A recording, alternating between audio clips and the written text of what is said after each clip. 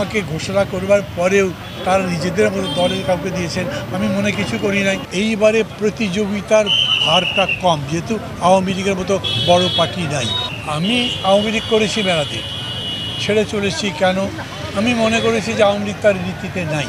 অন্যদের আমি দেখি তাদের কোনো সুস্পষ্ট নীতি নাই, ঝগড়াঝাঁটি করার নাম তো রাজনীতি নয়। সিলন টি রপ্তানিতে শীর্ষে।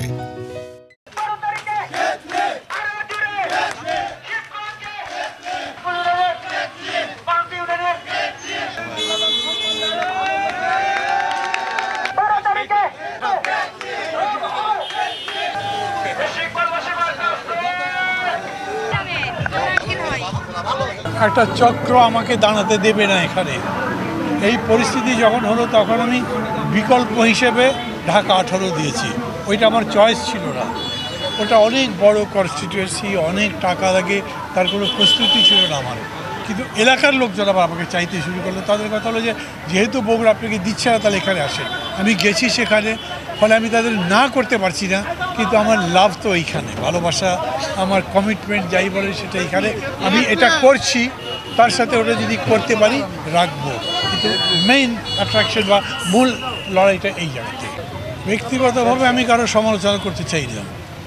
আসলে পুরো বিষয়টা রাজনীতি। এটা এত বড় একটা অভ্যুত্থান, এত বড় একটা আন্দোলন যে ওই চিন্তা বাদ দিয়ে অন্য কিছু করা যায় না।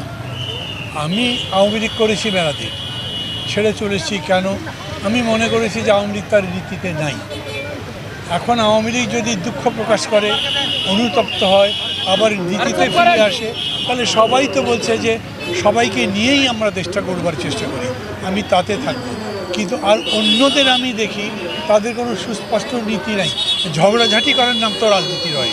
আপনি দেশটা বানাবেন, এত সংকটের মধ্যে দিয়ে যাবার পরে দেশ একটা গণতন্ত্রের পথে যাচ্ছে, সেইখানে এক নম্বর আমি অন্তর্ভুক্তিমূলক রাজনীতির পক্ষে, 2 নম্বর হলো আমি কারো গণতান্ত্রিক অধিকার হরণ করার বিপক্ষে, 3 নম্বর হলো গায়ের জোরে কোনো শাসন প্রতিষ্ঠা করা যাবে না। সবচেয়ে বেশি ইম্পর্টেন্ট হলো স্বৈরাচারকে স্বৈরাচার দিয়ে মোকাবেলা করা যায় না, স্বৈরাচারকে গণতন্ত্র দিয়ে মোকাবেলা করতে হয়। আমি খুবই দুঃখিত যে আরও বড় বড় দলগুলোকেও দেখছি তারা এগুলো মেনে যে কাজ করতে পারছেন, সব সময় তা নয়। তাদের আমি সমালোচনা করতে কিন্তু এই বক্তব্যটা দিচ্ছি না। আমি তাদেরকে আমার বন্ধুই হিসেবেই পেতে চাই, তাদের সাথে আমার সম্পর্ক খারাপ হয়নি। আমাকে ঘোষণা করবার পরেও তারা নিজেদের মতো দলের কাউকে দিয়েছেন, আমি মনে কিছু করি নাই। তাদের নিজেদের দলের ব্যাপার, তারা যা ইচ্ছে তাই করতে পারে, কিন্তু আমার লড়াই আমি করবো, সেটা আমি ছাড়বো না। আমি এই জন্যেই আসছি। এর মধ্যে কি হয়েছে, এইবারে প্রতিযোগিতার হারটা কম, যেহেতু আওয়ামী লীগের মতো বড় পার্টি নাই। একভাবে মনে হচ্ছে যে মিস্টার এক্স তো ক্ষমতায় যাবেনই, এই পার্টি তো যাবেই, এবং তারাও যে ক্ষমতায় যাবেন এটার একটা প্রভাব পড়ছে অথবা ফেলছে।